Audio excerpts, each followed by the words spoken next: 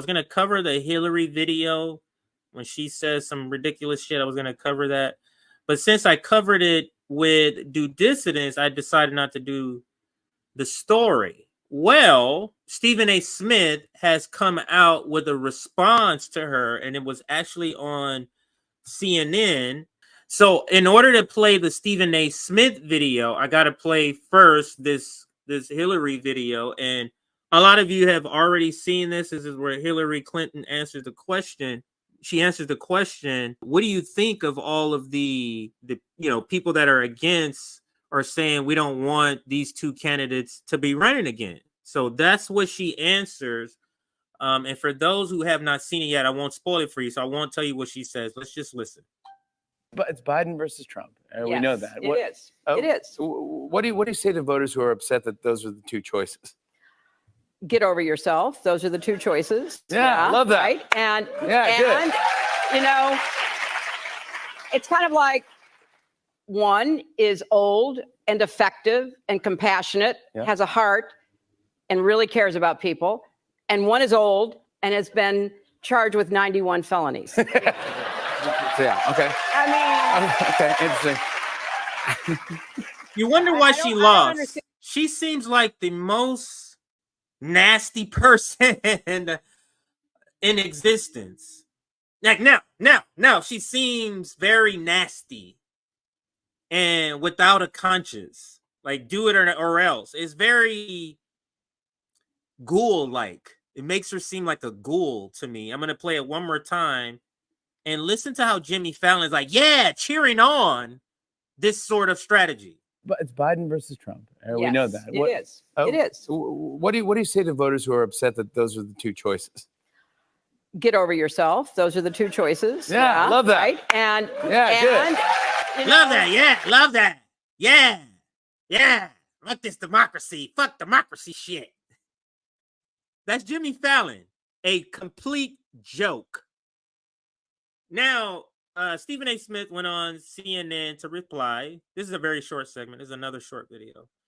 Here goes Stephen A. Smith. Now, he is a Negro servant. Do not kid us. But even Negro servants are a little bit better on a lot of topics than the average person. So let's listen to Stephen A. Smith. I don't think it was a very wise statement on her part. How did that work out for her in 2016?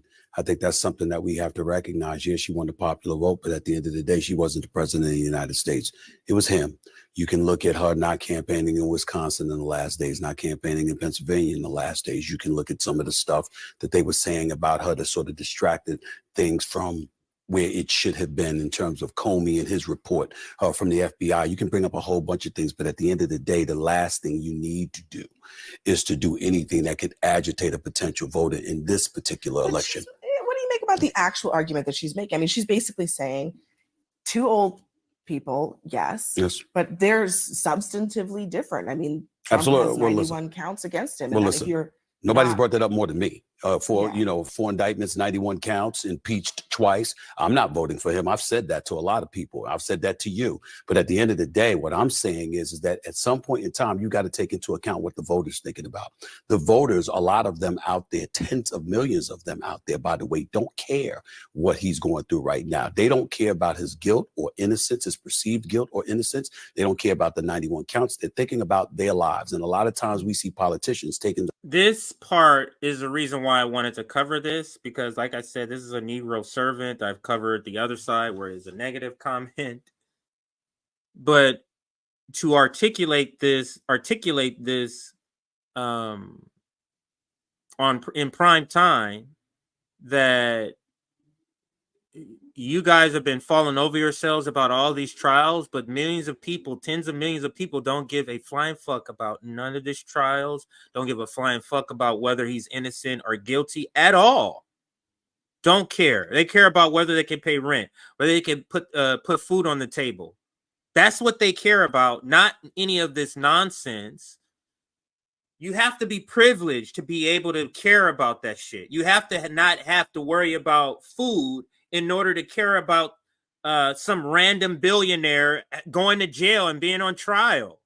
It's not something that the establishment can understand, because they don't have any of the things that the average worker have, like bills that they can barely pay, like healthcare. So when you have everything covered, then other things you can make be important. When rent is not important, or getting the money for rent is not important, getting the money for insurance is not important, guess what else can be important? Knitting can be now it's just the most important thing in your life, because everything else is okay. It's showing in the polls 1% democracy. Joe Biden has a 1% lead over Donald Trump on this democracy question. So it's not even working. But anyway, let's let him finish out this. Taking the positions that they're taking, and while we can respect their candor and their honesty, they do seem a bit detached at times from what the voters are actually feeling and what the voters are actually thinking. Nobody wants to hear that from Hillary Rodham Clinton at this particular moment in time, because especially if you're Joe Biden, what are you really worried about right now? You're worried about folks coming to the polls. You're worried about them showing up to the polls to vote for you. You're not worried even about them voting for Trump. You're worried about them not showing up to vote for you.